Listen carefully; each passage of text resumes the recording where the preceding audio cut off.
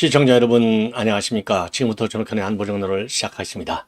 자, 이번 시간의 첫 번째 뉴스는요, 지금 윤 대통령의 지지율이 한 30% 중반에서 40% 아주 초반에 이르기까지 좀 다양하게 이렇게 지금 퍼져 있는데요. 자, 이렇게 해서 이제 지금 윤 대통령의 지지율이 40% 이상으로 안정적으로 좀 고착이 되는 것이 내년 총선을 감안해 볼 때 상당히 중요한 긴요한 시점에 와 있는데요. 그럼에도 불구하고 윤 대통령의 행보를 보면은 이제 뭐라 그럴까요? 조금 이제 우측, 즉 우파만을 챙긴다, 이러한 비판의 목소리가 나오고 있는데요. 그 이유가 지금 나오고 있습니다. 중앙일보에서 보도하고 있는 내용인데요. 관련 내용을 여러분께 전해드리도록 하겠고, 그 다음에 이제 또 하나 중요한 것 중에 하나는 말이죠. 지금 이제 문재인이가 이번 강서구청장 이 보궐선거와 관련해서 직접 본인이 선대위 영향으로 뛰고 싶다, 또 지금 뛰고 있어요. 이렇게 지금 우리 국민의힘에서 비판의 수위를 높이고 있습니다. 자, 그래서 요 관련 이 기사 보도가요, 상당히 지금 언론에 많이 회자가 되어 있어서 자세하게 보도를 해드리도록 하겠습니다. 자, 그리고요, 지금 이제 이 USP, 그러니까 이제 도보다리 그 김정은과 그다음에 문재인의 단독, 그야말로 배석자가 전혀 없는 두 사람만의 단독 회동이에요. 이게 지금 거기에서 USB를 넘겨줬지 않습니까? 그런데 이 USB에 도대체 뭐가 담겨 있느냐? 지금까지는요, 신경제 구상이 담겨져 있다, 요렇게까지만 알려져 있거든요. 자, 그런데 이거와 관련해서요, 이 구주화 변호사가 통일부에 공식적으로 요청을 했고, 그리고 이제는 본격적으로 행정소송까지 제기했습니다. 그런데 통일부의 답변이 많은 파장을 내놓고 있습니다. 그러니까 현 통일부는요, 문재인 통일부가 아니고 윤석열 정부의 통일부지 않습니까? 거기에 국방을 비롯한 외교관계, 이 국가 이익 중대 침해 내용이 들어가 있다. 이 얘기는 결국 여적죄 또는 간첩죄 행위를 문재인이가 범했다, 이렇게 이제 법률적으로는 귀결이 되는 내용입니다. 그래서 이 부분도 우리가 적극적으로 이 공론화시켜야 될 것이 아닌가. 그래서 지금 행정소송, 본안소송이 들어간 거 있는데, 행정소송에서 말이죠, 이 구주화 변호사 측의 정보공개 청구가 말하자면 그 판결에서 그러니까 이겨야 되겠습니다. 이 재판에서. 그러기 위해서는 여론의 그 흐름도 굉장히 중요한 변수가 되지 않을까. 그래서 요 내용을 자세하게 말씀을 드리겠고요. 그리고 이제 마지막으로 이 박찬종 변호사가 조선 일보 유튜브 방송에 나와서 한 얘기가 또 상당히 흥미가 있는 것 같아요. 그래서 요러한 얘기하고, 그 다음에 지금 이제 이재명에 대한 압수수색 영장이 과연 몇 번 나왔느냐, 이거 가지고 이재명이가 그동안에 가짜 뉴스를 만들어서 유포를 해왔는데, 이재명의 배우 원 저작자는요, 376회라고 하는 이 가짜 프레임을 건 원 저자는 누구냐? 바로 조국으로 밝혀지고 있어서 이것도 상당한 파장을 지금 초래할 가능성이 큰 이슈가 아닌가 생각이 듭니다. 자, 그래서 이러한 내용을 가지고 여러분들께 이제 상세하게 하나씩 정리 분석을 해 드리도록 하겠습니다. 먼저 이제 윤 대통령이, 이건 이제 중앙일보에서 대대적으로 보도하고 있는 내용인데요. 윤 대통령이 지금 이제 한 40% 초반, 높게는 40% 초반, 그리고 작게는 30% 후반대에서 지지율이 지금 상당히 정체되어 있다. 그러면 이 지지율이 정체되어 있는데도 불구하고 윤 대통령이 지금 말하자면 이제 우파를 챙기는 메시지를 상당히 많이 내놓고 있는데, 그러니까 중도층과 무당층의 지지율을 확보할 수 있는, 즉 외연을 확보할 수 있는 정치적인 행보를 보여야 되는데, 윤 대통령이 아직은 거기까지는 좀 못 미치고 있다, 이러한 목소리들이 나오고 있어요. 그러면 왜 윤 대통령과 여권에서 그럼에도 불구하고 이렇게 이제 그 우파를 챙기는, 쉽게 얘기해서 이제 집도끼를 챙기는 행보를 많이 하느냐? 그 이유 중에 하나는요, 바로 숨겨져 있는 윤 대통령의 지지율이라는 것입니다. 그러면 숨겨져 있는 윤 대통령의 지지율은 바로 뭐냐? 정치 고관여층의 지지율이 45%대에 육박한다는 겁니다. 그래서 이 고관여층이 결국은 이제 선거장에도 직접적으로 나올 확률이 훨씬 더 큰 것이 아니냐. 그래서 이렇게 이제 우리 이제 그 우파를 챙기는 그러한 행보를 많이 하고 있다. 이게 이제 이 기사의 결론이 되겠습니다. 자, 그래서요, 지금 이제 대통령실에서도 그동안에 이제 가장 대표적으로 나오는 얘기 중에 하나가, 지난 3월 달에 이 강제징용 피해자에 대해서 한국 기업이 먼저 보상하는 제3자 변제안을 내놨지 않습니까? 그리고서 지금 이제 한일 관계가 셔틀 외교까지 다 복원했고요. 한일 양자 차원에서의 복원은 물론이거니와 한미일 3자 안보 협력체가 완전히 복원됐어요. 그 복원의 정점은 여러분들께서 아시다시피 지금 이제 캠프 데이비드 협상을 통해서 이제 정점을 찍었는데요. 이것이 이제 우리 외교의 지평도 넓힐 뿐만 아니라 지금 이제 북한의 핵 미사일로 대변이 되는 우리 한반도 그리고 국제 사회 전반에 대한 안보 위협을 지금 이제 제거하는데 외교적인 그 힘을 아주 그냥 무한대로 끌어올리는 그런 성과를 거둔 겁니다. 그런데 그 당시에요. 그 당시만 하더라도 제3자 변제안이 나왔을 때 참모들이 상당히 좀, 뭐라 그럴까요?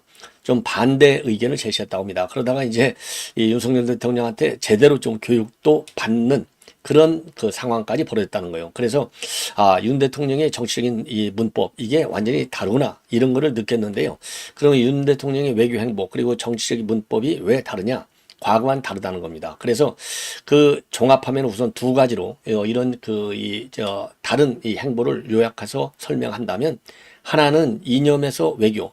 그리고 이제 지금 이제 이념을 많이 따지잖아요. 정통 자유 우파의 이념이 뭐냐? 그래서 반국가 세력을 척결해야 된다. 이렇게까지 나오고 있는 거 아니겠습니까? 그 연장선상에서 이념은 뭐냐? 바로 자유를 가치로 하는 가치 연대 외교가 되겠죠. 그리고서 이렇게 해서 이제 한미일 관계가 정상화되고 그리고 이제 정상적으로 복원이 되면 그야말로 이제 민생이 체계된다. 왜 그러냐면요.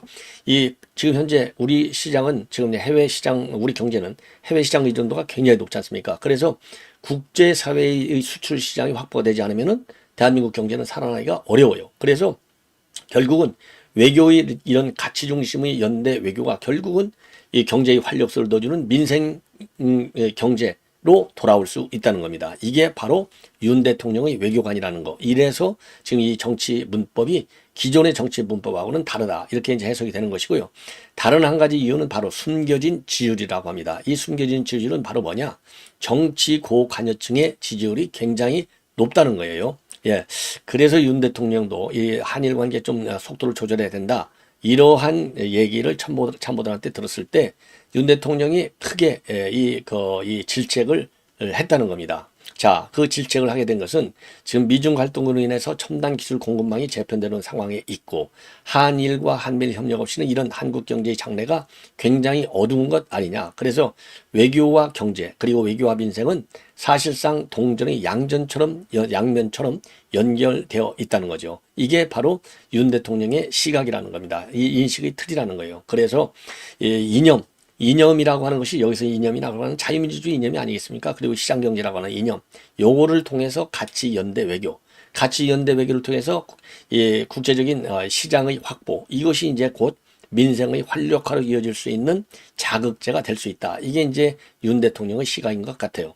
자, 그래서 역사 논쟁, 정률성이라든가 이 홍범도라든가 이런 얘기에서 윤 대통령의 일종의 이 강경론을 펴는 것도 바로 이러한 이유 때문에 그렇다는 겁니다. 그래서 40% 이상 나오는 정치 고관여층의 지지율이 바로 윤 대통령의 실질적으로 이제 이 총선 때까지 연결될 수 있는 이 계산적 지지율이 아니냐. 그래서 최근에 말이죠. 지난 9월 22일 날 한국갤럽 여론조사를 보더라도 긍정평가는 32%지만은 이 고관여층의 지지율은 42%까지 올라갔고요.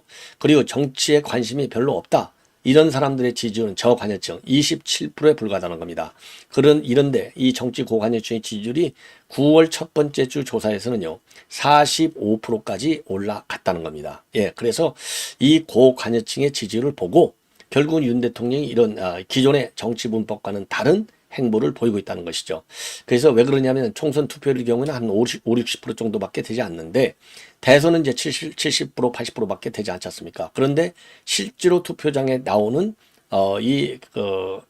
유권자는 결국 고관여층이 더 많이 나온다 이거죠. 그래서 지금 이제 윤 대통령도 기존 정치 문법과는 다른 행보, 그래서 자유민주주의를 이념으로 하는 그래서 정치적인 고관여층의 이 지지를 단단히 확보하는 것이 굉장히 중요하다. 요런 지금 생각을 가지고 있다는 거죠. 자, 그런데 여기에서는요, 여전히 이제 어쨌든 간에 이제 이 투표 결과는 예측할 수 없겠지만은 지금 이제 이번 총선도 박빙이 예상되는 거 아니겠습니까? 그래서 중도층과 무당층도 굉장히 무시할 수 없다. 따라서 따라서 이 외연을 넓히는 것도 굉장히 시급한 것이 아니냐. 이러한 얘기는 여전히 나오고 있고, 그래서 지금 이제 추석 이후에 윤 대통령의 지지율이 과연 어떻게 될 것이냐, 요것도 또 다른 총선 전략을 검토할 필요성을 제기할 것이 아닌가. 그래서 추석 이후에 여론의 추이가 굉장히 중요하다. 이런 지금 분석을 하고 있네요. 예. 자, 이번에는 여러분들 잘 아시다시피 이제 문재인이가 지금 강서구청장 선대위원장을 자처하고 나섰다. 이게 이제 우리 국민의힘에서의 평가 비판의 이 기조가 되겠습니다. 왜 그러냐면은요, 지금 문재인이가 지금 이제 홍익표 원내대표의 전화 통화를 통해서 뭐라고 얘기했습니까? 내년 총선 승리의 기틀을 마련해 달라. 그래서 국민에게 희망을 좀 불어넣어 달라. 이러한 메시지를 전했어요. 이게 이제 9월 30일이 되겠습니다. 그러니까 추석 때 지금 내가 얘기를 한 거죠. 추석 연휴 기간 중에 메시지. 왜냐? 추석 연휴가 이제 그 여론을 말하자면 자기 쪽에 유리하게 관리하는데 굉장히 중요한 포인트가 되지 않습니까? 딱 그래서 시기도 말이죠. 딱 총선 그러니까 추석 민심의 한 복판 시점에서 넣어줬고, 그리고 직접적인 워딩을 사용한 겁니다. 내년 총선 승리의 기틀, 이 강서구청장 선거를 얘기하는 거잖아요. 그래서 요 부분에 대해서 지금 국민의힘에서 아니 도대체 그야말로 절망을 남기고도 잊히고 싶다던 전직 대통령이 민주당의 고비마다 정치의 한 복판에 서고 있다. 그래서 문 대통령은 강서구청장 선거를 앞두고 민주당 선대위원장이라도 된 듯 전면에 나서고 있다. 이렇게 비판을 하고 있어요. 그러면서 문재인과 이재명이는 이번 강서 선거를 본인들의 정치적 계산으로 혼탁하게 만들지 말아라. 오롯이 강서구와 강서구민을 위한 선거가 되어야 한다. 이렇게 이제 지금 맞받아 치고 있어요. 왜 그러느냐? 강서 이번 보궐선거의 원인이라고 하는 것은 김태우 전 구청장이 제보를 결식했던 문재인 정권의 숫한 비리 행위가 아니겠느냐. 그래서 민주당은 이번 보궐선거를 국민에 의한 정권 심판이라고 하지만 이건 잘못된 것이고, 강서구 시민에 의한, 강서구로 소개시켰던 자들에 대한 심판이 될 것이다. 이렇게 지금 입장을 정립하고 나섰습니다. 자, 이번에는 이제 도보다리 USB와 관련된 내용인데요. 여러분들 요 화면 다 잘 아시죠? 이 당시에 문재인이가 이거 엄청나게 이거를 홍보 소재로 활용했죠. 예, 그런데 이게 문제가 아무리 정상회담이지만 정상회담 내용을 기술하는 보조 요원 배석자가 반드시 있어야 돼요. 왜냐? 이거 딱 둘이서 지도새도 모르게 이게 무슨 얘기했는지도 모르거니와 이거는 역사의 기록으로 남겨야 되지 않겠습니까? 근데 이제 이 민주당 진보파 대통령들의 특성이 그거예요. 지금 DJ도 과거에 평양 갔을 때 그 대통령 VIP 차량에 그 당시 김정일이하고 DJ 딱 둘이만 탔지 않습니까? 과연 그 자리에서 무슨 얘기를 했을까요? 이게 기록에 남겨져야 되는데 제대로 된 기록이 없어요. 예. 이러다 보니까 지금 이제 원래부터 과연 도보다리 대화에서 과연 무슨 얘기가 오갔겠느냐. 이게 그동안에 이제 많은 논란이 있어 왔어요. 자, 그래서 요거에 관해서요. 이제 통일부에서 말이죠. 지금 현재 이 자료 화면을 제가 여러분께 이제 보여드리고 있는데, 이 자료 화면에서 보실 수 있듯이 지금 이제 통일부가 말이죠. 최근에 여기에 대해서 이제 답변을 구주화 변호사, 이 소송을 제기하고 있는 이제 구주화 변호사가 지난 4일 날, 그러니까 5월 4일 날 행정소송을 정식으로 제기를 했습니다. 왜 그러느냐? 이게 이제 통일부 답변 자료가 이게 문제예요. 예, 통일부가 말이죠. 이거를 공개해달라. 정보 공개를 맨 먼저 구주화 변호사가 자유통일당의 대변이 있는데요. 이 구주화 변호사가 통일부에다가 정보 공개를 요청했어요. 당시에 도대체 이게 무슨 얘기를 했느냐? 정보 공개를 요청했더니만 통일부가 비공개 결정을 내렸습니다. 그러면서 비공개 이유로는 바로 뭐냐? 대한민국 국방에 해가 되는 내용이 들어있다. 그러니까 이제 그러니까 국가안전보장이라든가 국방통일, 외교관계에 관한 사항으로서 공개될 경우에는 국가의 중대한 이익을 해칠 우려가 있는, 그렇게 인정되는 정보가 여기에 담겨져 있다. 그래서 대상 정보는 남북 정상회담과 관련된 사항으로서 공공기관의 공개정보에 관한 법률 제9조 1항 2호의 비공개 대상 정보에 해당된다. 그래서 정보를 제공할 수 없는 점을 양해해 달라.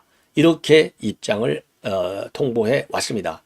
그래서 이 구조화 변호사가 이러한 통일부의 결정에 대해서 불복해가지고 5월 4일 날 소송을 제기했습니다. 자, 그래서요, 이 소송을 제기해서 지금 이제 재판이 이제 곧 열리게 되는데요. 자, 이 얘기를 보면은 결국은 어떻게 해석이 되느냐? 요거는 국익에 침해되는, 즉 안보 정보가 여기에 담겨져 있다는 거 아니겠습니까? 국방 해결되는 정보. 그러면 이거야말로 아주 심각한 간첩죄 아니면은 이적죄에 해당될 수 있다. 이것이 이제 구주화 변호사의 해석이 되겠습니다.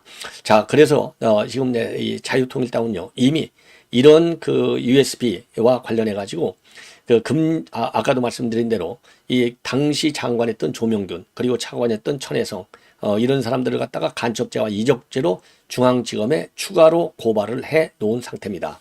예. 그리고 이미 말이죠. 이미 이 사건과 관련해서 당연히 문재인과 그리고 그 당시 이 남북관계 주역을 역할을 했던 윤건영 이 사람들은요 작년 5월에 간첩죄하고 이적죄로 고발을 한 바 있어요. 여기에 대해서 서울경찰청의 보안수사대가 작년 8월 달에 그러니까 작년 5월에 고발하니까 작년 8월에 문재인과 윤건영에 대해서는 각하 결정을 내렸어요. 작년 8월에. 예.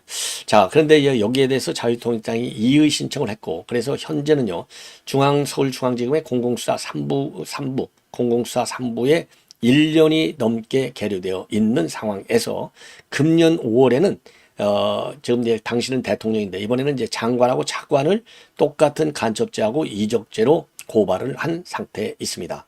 자, 그래서요, 지금 이제 이 통일부에서 구조화 변호사한테 통보된 내용, 그리고 재판부의 행정소송 준비서면을 통해서도 USB 안에는 국가기밀이 담겨져 있다. 이렇게 공식적으로 밝히고 있는 점, 이런 점에서 볼 때 이거는 간첩죄 이적죄가 분명하니 엄중한 수사가 필요하다. 예, 요렇게 지금 이 소송 관련해서 정보를 언론에 지금 공개하고 있습니다.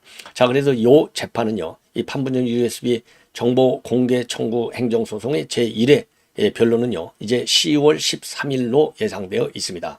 그래서 이제 이 재판이 진행되면서 요 관련, 지금 이제, 당시 문재인 정권과 그리고 이제 구조와 자유통일당과의 이 법률적인 충돌이 불가피해 보이는데 이 재판 관련 동정도 여러분께 자세하게 전해드리도록 하겠습니다.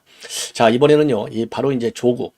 지금 이제 여러분들께 아시다시피 지금 민주당에서요, 이게 이제 조국, SNS 글인데요. 376회라는 걸 통해서 검찰의 수사가 과잉하다. 예, 그리고 탄압 수사임이 분명하다. 요거를 이 수치를 통해서 그럴듯하게 가짜 뉴스를 지금 많이 유포시키고 있어요. 근데 이 가짜 뉴스의 원 출처는 바로 누구냐? 조국이라는 겁니다. 그래서 지금 그러니까 이제 오늘이 10월 2일이니까 9월 27일자 SNS에 뭘 올렸느냐? 대선 경쟁자이자 야당 대표를 향한 영장실질심사 전까지 727일 동안 3개의 청, 중앙지검하고 수원지검 그리고 성남지청 70여 명의 검사가 376회 압수수색 그리고 6번의 소환조사를 벌인 결과가 바로 구속영장 기각이다. 요러한 SNS 글을 올렸어요. 요것이 발단이 돼서 지금 민주당에서요, 이 가짜뉴스를 가지고 지금 검찰의 수사를 비판하고 있는데, 이번에 이와 관련해서 우리 이제 검찰에서 입장문을 내놨지 않습니까? 376회가 아니다. 376회가 아니고 36회에 불과하다라는 점을 밝혔어요. 자, 그래서 이 가짜뉴스의 원 출처, 이 조국 여기에 대해서도 말이죠, 허울사실 유포 혐의로 누군가가 고발을 해야 될 것이 아닌가 이러한 생각이 들고요. 자, 이렇게 되니까 이 검찰의 압수수색 영장이 그러니까 아까 말씀드린 대로 36회에 불과하다 그랬더니요, 요거를 가지고 이 박범계 검찰 독재 정치탄압대책위원회 해서 또 반박하는 입장문을 내놨습니다. 한마디로 해서 376개 압수수색이 맞다는 것이죠. 예. 그래서 지금 이제 진실 공방으로 이어지고 있는데요. 자, 이 네 가지. 그래서 이제 조국의 경우에는요, 별도로 지금 네 가지 문제에 관해서 이제 김건희 여사 관련이라든가 여러 가지 지금 여권과 연계된 가짜 의혹들, 양평고속도라든가 이런 문제에 대해서 수사를 촉구하는 입장문을 또 내놓고 있어요. 그래서 지금 이 조국의 이 가짜 뉴스는 시간이 갈수록 더 커져가고 있는 이 문제점을 가지고 있지 않나 이런 생각이 들어서 자, 이 조국에 대한 검찰이 또 다른 수사가 불가피하지 않느냐. 그래서 우리 시민사회 또는 이제 법조인들이 이러한 조국의 가짜뉴스 선동에 대해서 법적 대응 조치를 취할 것이 아닌가라고 생각이 듭니다. 그래서 네 가지 수사를 좀 하라. 똑바로 하라. 이렇게 지금 공세를 취하고 있는 네 가지는요. 첫 번째는 바로 뭐냐. 김건희 여사의 주가 조작 의혹하고 양평고속도로 변경 의혹. 예, 이거를 수사하라는 것이고요. 그 다음에 하나는 이제 해병대 박정훈 수사단장. 여기에 대한 이제 외압, 이거를 수사해달라는 것이고, 세 번째로는 김행 장관과 그 배우자의 그리고 친인척, 이 차명 주식 의혹을 수사하는 것이고요. 네 번째로는요, 그 점에 인턴 증명서, 즉 한동훈 장관을 비롯한 장관 후보 자녀들의 인턴 증명서의 진위 여부에 대해서 수사를 해달라. 요렇게 네 가지를 지금 문제 제기를 하고 있는데, 야, 이거 반성은커녕이고요. 자기의 죄를 이런 상대방의 죄도 아닌 것을 죄라고 가짜 뉴스를 써서 이 뒤어 엎으려고 하는 이 조국의 심보와 잘못된 계산, 반드시 여론의 질타를 받아야 될 것이 아닌가. 그리고 여론의 질타뿐만 아니라 법적 대응, 법적인 차원의 제재도 받아야 될 것이 아닌가. 이러한 생각이 듭니다. 자, 그래서 이 부분에 대해서도 말이죠. 이 많은 여론 조성이 필요하지 않나. 이런 생각이 들고요. 그리고 이제 마지막으로 이 박찬종 변호사의 조선일보 유튜버와의 이 인터뷰에서 밝힌 내용을 보면은 한마디로 유시민과 추미애도 이재명에게 충성에 충성을 거듭하고 있는데 이거 아북꾼들이 지금 이제 공천 시즌이 다가오니까 아북꾼들이 득실거리고 있다. 이러한 비판적 입장문을 내놓고 있습니다. 자, 그리고요. 이제 우선적으로 이제 그리고 유창훈에 대한 비판 수위도 굉장히 높게 제기하고 있어요. 그래서 유창훈은요. 이재명이가 야당 대표라서 감시 비판을 받으니 구속을 안 해도 된다고 했는데 이거야말로 처음부터 기각 결론을 정해놓고 논리를 꽤 매출한 것 아니냐. 예. 그러면서요. 판사는 유창훈이는요. 이재명의 위중교사 혐의가 소명됐다고 했는데 그거는 증거인멸을 한 사실을 인정했다는 뜻이다. 그런데 증거인멸을 한 번 했으니 다시 안 할 거라는 건 말도 안 된다. 그러면서요. 형사소송법을 보면 증거인멸 염려가 있고 범죄가 중대하면 구속을 하게 돼 있는데 유창훈이는 증거인멸한 사실을 인정하면서도 그런 사람을 그냥 풀어준 것 아니냐. 그래서 판사가 형사소송법을 제대로 읽어보기나 했는지 정말 의심이 든다. 그리고 이번에 민주당이 판사를 향해서 영장 기각을 요구하는 집단 탄원서를 날리고 가짜뉴스까지 내면서 전방의 압박을 했는데 판사가 이에 심리적 압박을 느껴서 말도 안 되는 자가당착적인 결정을 한 것이다. 예, 그리고 이번 이재명의 단식은 이 전례가 없는 단식이고 YS 단식 기록 23을 깼다고 하는데 이거는 말도 안 되는 헛된 소리다. 이렇게 비판하고 있어요. 예. 자, 그러면서요. 지금 이제 민주당 의원들이 아주 경쟁적으로 아부 발언을 하고 있는 건 내년 총선 공천 때문이고 이재명이가 쥐고 있는 공천권이 바로 요물이다. 그래서 추미애가 저렇게 나서고 비명인 고민정 의원이 부결 고해 성사를 하는 것 또한 지역구에서 공천 경쟁을 해야 되기 때문인데 공천에 눈이 멀어 이재명에게 눈동장을 찍으려고 하는 그런 사단이 지금 사태가 벌어지고 있다. 이 점을 지금 비판하고 있습니다. 시청자 여러분